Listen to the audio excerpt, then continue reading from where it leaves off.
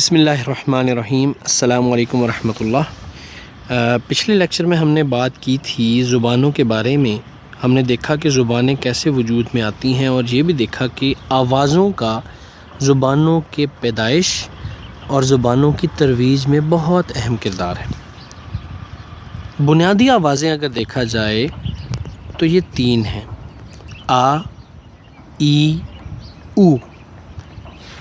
انہی کی شدت اور انہی کی رفتار کو مدھم یا تیز کر کے مختلف زبانیں جو مختلف آوازیں ہیں وہ وجود میں آتی ہیں۔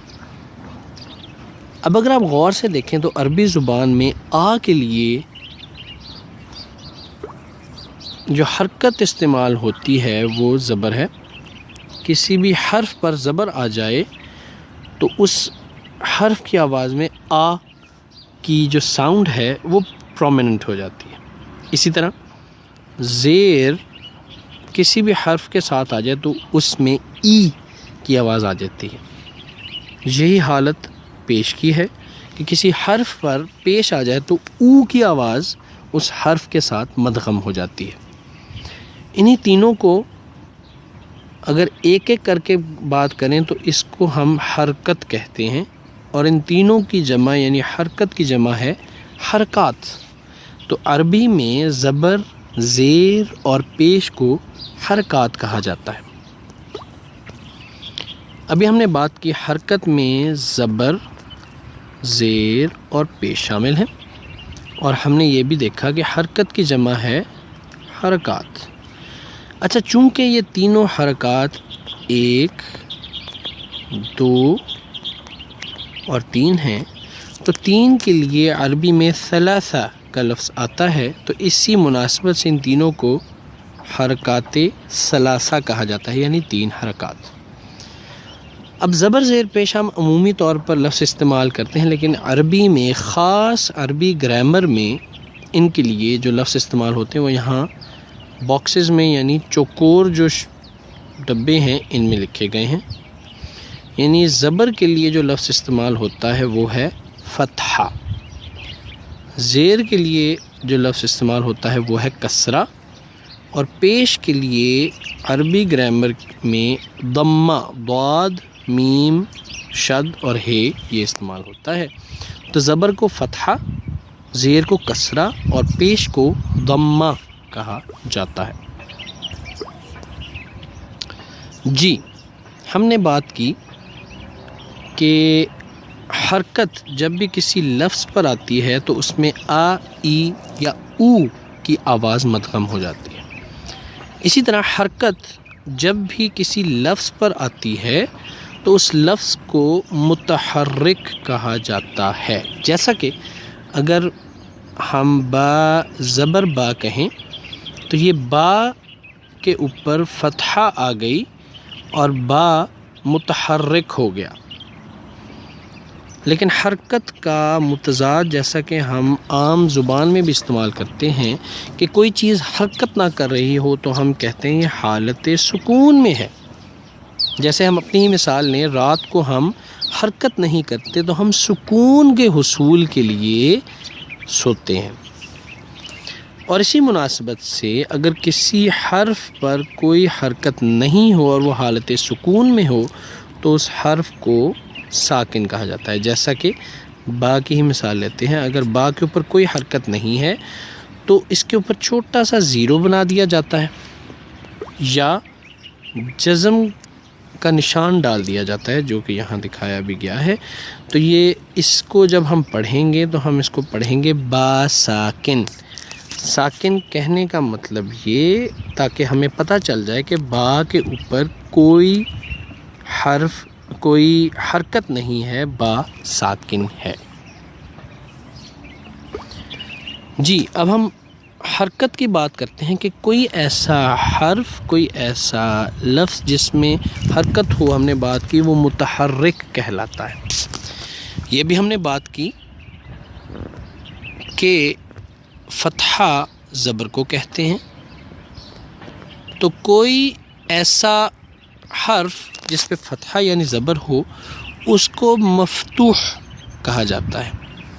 ایسے ہی ہم نے بات کی کسرہ، زیر کو کہا جاتا ہے، تو جس حرف پر زیر ہو اس کو کسرہ کہا جاتا ہے، اور ضمہ جس کو ہم پیش کہتے ہیں جس حرف پر ہو تو وہ مضموم کہلاتا ہے۔ یہ مثال دی گئی ہے، قضیہ ایک لفظ ہے، اگر اس پہ ہم اس کے جو 3 حرف ہمارے پاس ہیں ان کو ہم حرف بحرف اس کا ذرا معائنہ کریں تو ہمیں اندازہ ہوگا کہ یہ جو 3 حرف ہیں قا، ضاد اور یا، قاف کے اوپر پیش ہے تو پیش یعنی کہ ضمہ ہے، اس لیے ہم کہیں گے کہ قاف اس سب میں مضموم ہے۔ اس طرح ضاد کے نیچے زیر ہے اور زیر کو کسرہ کہا جاتا ہے، تو ضاد اس سارے میں مکسور ہو گئی۔ اور اگر آپ یا کو دیکھیں، یا کے اوپر زبر ہے اور زبر کو ہم فتحہ کہتے ہیں، تو یا اس میں مفتوح ہو گئی، ٹھیک ہے۔ اچھا، اب ہم حرکات کی بات جب ہم نے کی تو حرکات کئی دفعہ 2 بھی ہوتی ہیں، 2 زبر، 2 زیر، 2 پیش۔ ان کو عربی گرامر میں تنوین کہا جاتا ہے، جس میں 2 زبر، 2 زیر اور 2 پیش ہو، اور ایسا حرف جس پر 2 زبر، 2 زیر یا 2 پیش یعنی تنوین ہو، اس حرف کو ہم منون کہتے ہیں، منون۔ جیسا کہ اگر ہم لکھیں اللہ رحیمن، اب اس لفظ میں را کے اوپر زبر آ گئی یعنی فتحہ، ہا کے نیچے زیر آ گئی یعنی کسرہ، یا ساکن ہو گیا، اور میم کے بعد میم کے اوپر اگر آپ دیکھیں تو یہ 2 زبر ہے جس کو ہم منون کہیں گے، تو میم رحیمن میں منون ہے 2 زبر کی وجہ سے۔ اور اسی طرح ہم جب اللہ کا اسم مبارک لکھتے ہیں تو یہ جو ہم ایک سمبل، یہ شکل استعمال کرتے ہیں، اس کو ہم کہتے ہیں تشدید یا شد، اور ایسے حرف جس پر تشدید ہو مشدد کہلاتا ہے، جیسا کہ یہ لام۔ اور اس سمبل کی نشانی یہ ہے کہ اس کی وجہ سے یہ جس حرف پر ہو اس حرف کو 2 بار پڑھا جاتا ہے، جیسے معلم، معلم۔ تو اگر ہم دیکھیں اس میں لام جو تھا اس کو ہم نے 2 بار پڑھا اور یہ مشدد کہلایا۔ اگر ہم اس کو توڑ کر دیکھیں کہ معلم کو ہم کیسے پڑھیں گے تو اس کا ایسے مشاہدہ کیا جا سکتا ہے، معلم،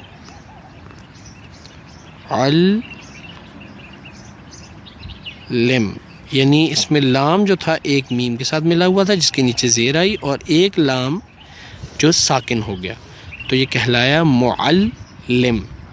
تو ایسے حرف کو مشدد کہتے ہیں جس کے اوپر تشدید ہو۔ جاتے جاتے آپ کو اگلے لیکچر کا ہلکا سا ایک اشارہ دیتے جائیں کہ حرف جس کی جمع حروف ہوتی ہے اسی سے آگے الفاظ جنم لیتے ہیں، لیکن عربی کا یہ خاصہ ہے کہ کوئی بھی لفظ کسی بھی شکل کا ہو، وہ گھوم پھر کر زیادہ تر کسی بھی 3 حروف میں گھوم پھر کر ہم اس کی جڑ نکال سکتے ہیں، اور ان 3 حروف کو کہا جاتا ہے مادہ، جس کو انگلش میں کہتے ہیں روٹ ورڈ۔ تو روٹ ورڈ ایسے 3 حروف ہوتے ہیں جن کی مختلف حالتوں سے، جن کی ترتیب سے مختلف الفاظ جنم لیتے ہیں۔ اگلے لیکچر تک کے لیے اللہ حافظ۔